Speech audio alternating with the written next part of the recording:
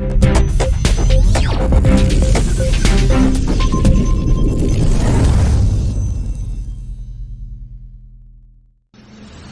झालेल्या परिसरात पिण्याच्या पाण्याची व्यवस्था करा, अन्यथा आमरण उपोषण करणार. सामाजिक कार्यकर्ते शेख इब्राहिम शेख कयूम.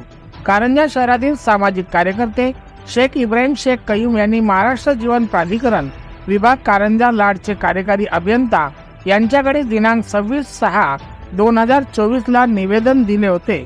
सदर निवेदनात असे म्हटले होते की कारंजा शहरातील हदवाढ झाली असून त्यानुसार विकास कामे आली नाही.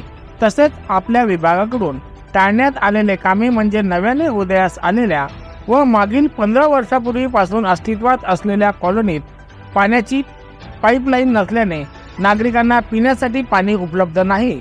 शहरातील आनंद नगर, बिलाल नगर, समता नगर, मेमन कॉलनी, हयात नगर, हबीब नगर, साहिल नगर, करीम नगर, मोमीन कॉलनी, सिद्धा कॉलनी, आझाद कॉलनी या परिसरात नागरिकांना पिण्याच्या पाण्यासाठी दूर जावे लागत असल्याने या परिसरातील नागरिकांना नाहक त्रास सहन करावा लागत आहे.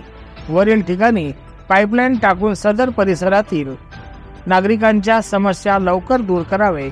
सदर निवेदनावर शेख इब्राहिम शेख कयूम यांची स्वाक्षरी होती. प्रतिक्रिया. सामाजिक कार्यकर्ते शेख इब्राहिम शेख कयूम यांची प्रतिक्रिया घेतली असता त्यांनी असे सांगितले की निवेदन देऊन 3 महिने झाले, आजपर्यंत निवेदनाची दखल घेण्यात आली नाही. तसेच संबंधित विभागातर्फे साधे आश्वासन सुद्धा देण्यात आले नाही. त्यामुळे समस्याचे निराकरण करण्यासाठी नाइलाजाने लोकशाही मार्गाने आमरण उपोषणाला बसावे लागेल, असे सामाजिक कार्यकर्ते शेख इब्राहिम शेख कयूम यांनी सांगितले.